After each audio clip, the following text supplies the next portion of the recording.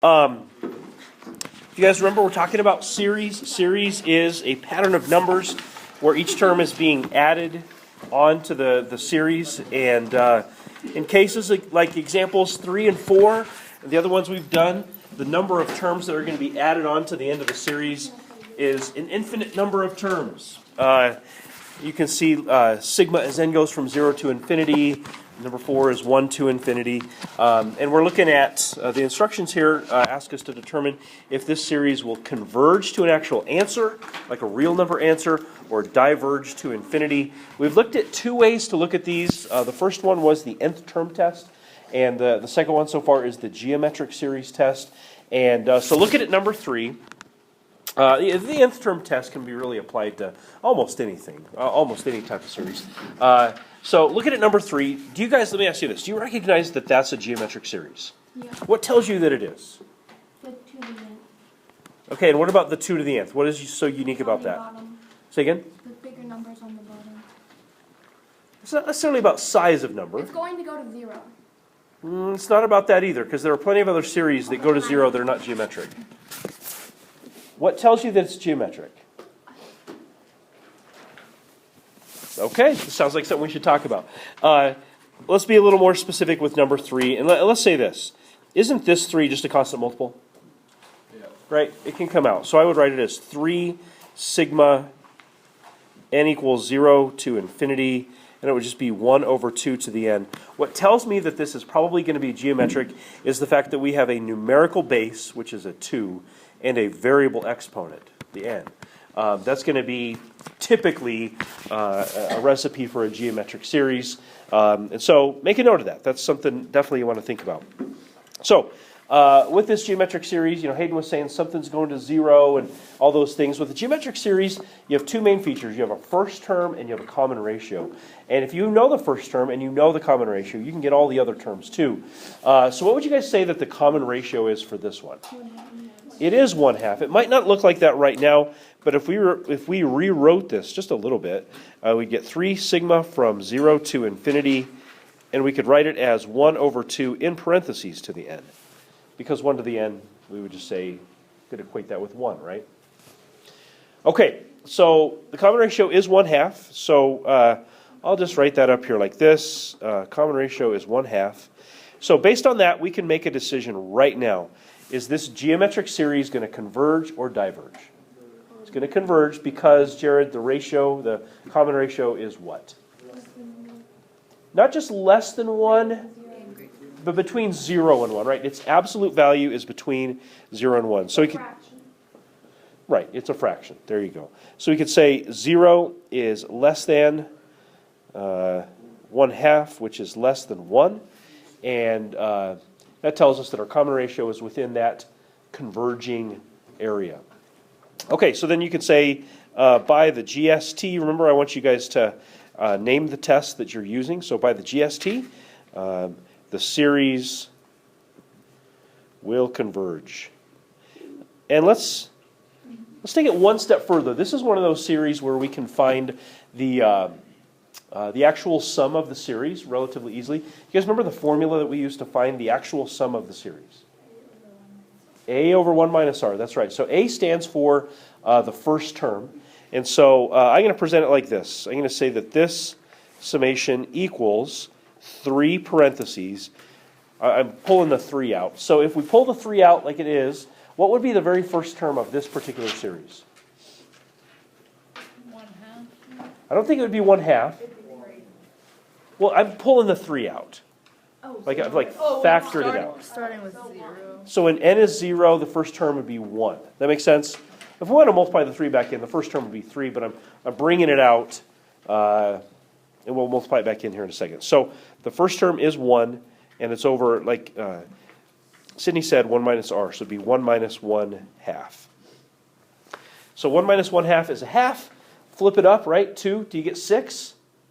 All right, so the sum would actually be that. Okay, hanging in? All right, why don't you guys try number 4. Again, we're just looking for, is this series going to converge or diverge?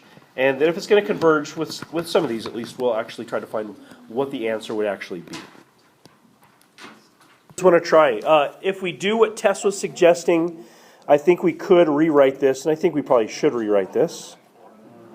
Like so. 3 to the n times 3 to the first over 4 to the n. That makes sense. Tess's suggestion, I think, is a good one. And then we could pull that extra 3 out of our sigma. And is it okay if I rewrite it like this, just in one step? 3 to the n over 4 to the n is really 3/4 to the n. Okay. So based on that, we've kind of cleaned this up a little bit. Can you see the fact that it's geometric, right? You've got a numerical base with a variable exponent. It's really kind of the definition of a geometric series. So you should also be able to see the common ratio. What do you guys think the common ratio is? 3/4. Okay. So r equals 3/4. And based on that, is this series going to converge to a real answer or diverge to infinity? Going to converge, yeah. So we'd say that 3/4 is between 0 and 1. The absolute value of that common ratio has to be between 0 and 1 to be a converging series. So we'll finish it kind of like the other one. We'd say because of the GST and the other stuff we said, this series converges.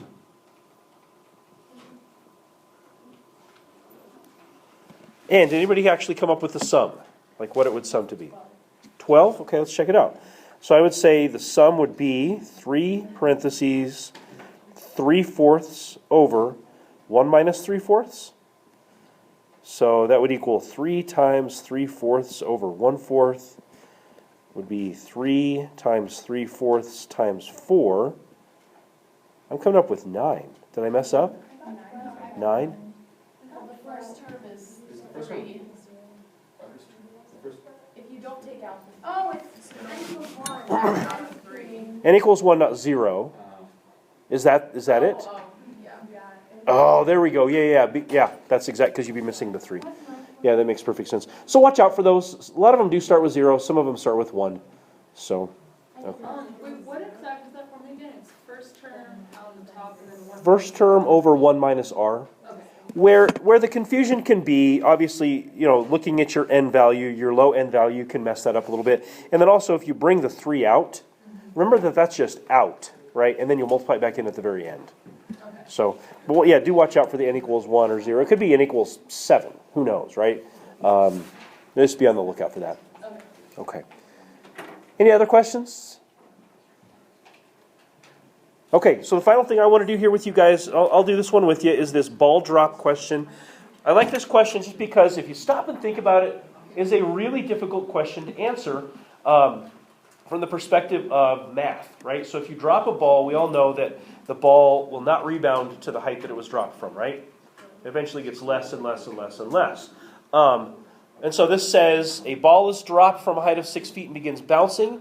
The height of each bounce is 3/4 the height of the previous bounce. Find the total vertical distance traveled by the ball.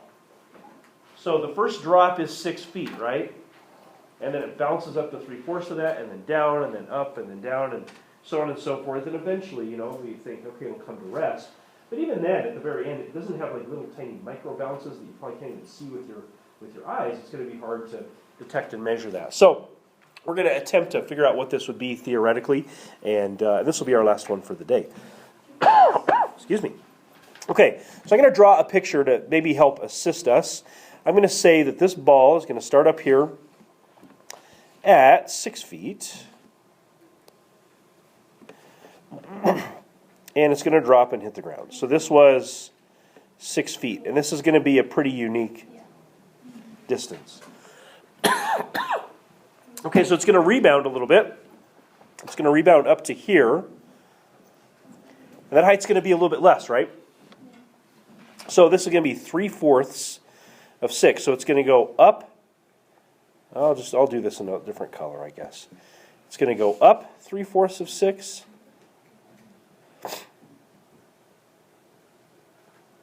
And then doesn't it have to go back down 3/4 of 6? That makes sense, Hayden?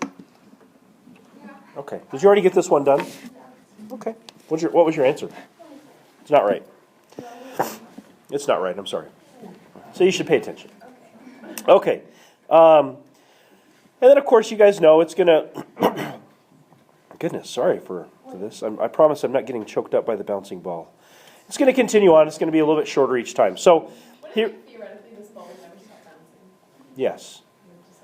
As n goes to infinity, right? Yeah. Yeah. All right, so I'm going to say... Oh, man, I thought I was going to make it through the day. I could be wrong. So I'm going to say the total distance that this ball travels, vertically speaking, we're going to start off with 6, right? And then on its way back up, I would say it's 3/4 of 6. Make sense? And then on its way back down, it's another 3/4 of 6. So that would cover us, I'll do this in yellow, that would cover us for this and this, but we have not done that next bounce. So what would be the height of the next bounce? Yeah, 3/4 of 3/4 of 6. So maybe we could write that a little differently. Maybe we could write that as plus 3/4 squared of 6. And then doesn't have to drop down that same distance. So another plus 3/4 squared of 6. So the pattern here, of course, is that it'll be, the next one will be 3/4 cubed of 6. And then 3/4 cubed of 6. So I think the key to doing this, obviously we've got to recognize what's going on and use sigma. But if you guys look carefully, wouldn't it be fair to say that these two terms right here, they're almost like terms?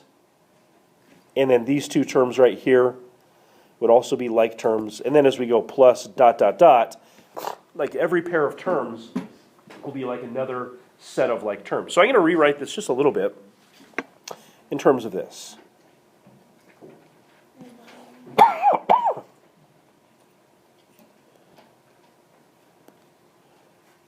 Make sense?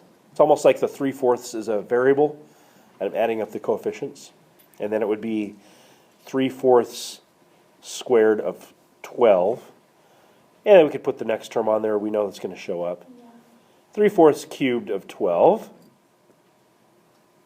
And then I'm going to put plus dot dot dot. And we'll get into Allie's idea here of would the ball ever really stop bouncing. At the end, it would be 3/4 to the n, right? So for that nth bounce, way out there. So what we're going to say is that in order for this ball to like completely stop bouncing, it would have to bounce like an infinite number of times, right? Because 3/4 of 3/4 of 3/4 of 3/4, et cetera, really still is not 0. So we're going to have to use sigma for that. Grace, go ahead. Can you explain one more time why it's 12? Sure. So if I thought about this a little bit different, like if I thought of this as, like the 3/4, if I thought of those as x's, it would be like 6x plus 6x, and then 6x squared plus 6x squared. So I could group these two like terms together and get 12x. And then same thing with that. Does that make sense? Okay. All right. So do you guys see the sigma showing up here? You see how the 3/4 would be the common ratio? And each time you multiply by another 3/4. So I think we could rewrite all of this to be this right here. 6 plus sigma from 1, let's see here, it would be 1 to infinity, I guess, of 3/4 to the n times 12. So n is going to go 1, 2, 3, 4, 5. So each time it's going to be 3/4 to the first, and the second, and the third, and the fourth, and the fifth. We're going to add up each one. Still making sense? So the reason why this would be in this part of the book is this is a geometric series. Just multiply by 3/4 each time to get the next bounce up. I think I would pull the 12 out, and so I would get 6 plus 12 sigma from 1 to infinity of 3/4 to the n. Okay, so what's the common ratio? It's 3/4, so this series will definitely do what? Definitely converge. So I'd say our answer will be this. 6 plus 12, parentheses. What would be my first term? 13 and a half. I think it'd be 3/4, right? 3/4 to the first? I pulled the 12 out. I just said, I like pulled the 12 out, so the 12 is really not part of the series right now. Each term would have a 12 in it, but it would not be affected by the n. So I'm just going to factor it out and deal with only the common ratio. So I would say first term is 3/4 over 1 minus r, like so. So it's really similar to that last one in that respect, right? So it's going to be 3/4 over 1/4 is 3 times 12 plus 6. What do you guys think the answer is? 42. See, 24 was interesting, right? Because it's just the transposition of the two numbers there. So 42 feet would be that theoretical total bounce. So there you go. You guys have any questions? That's just sort of a fun one. I would not look at that and be like, oh yeah, that'll be on the AP test. That'll be on one of my tests. It really won't. I just think of that as kind of a fun way to practice some geometric series. Come on, Grace. Why'd you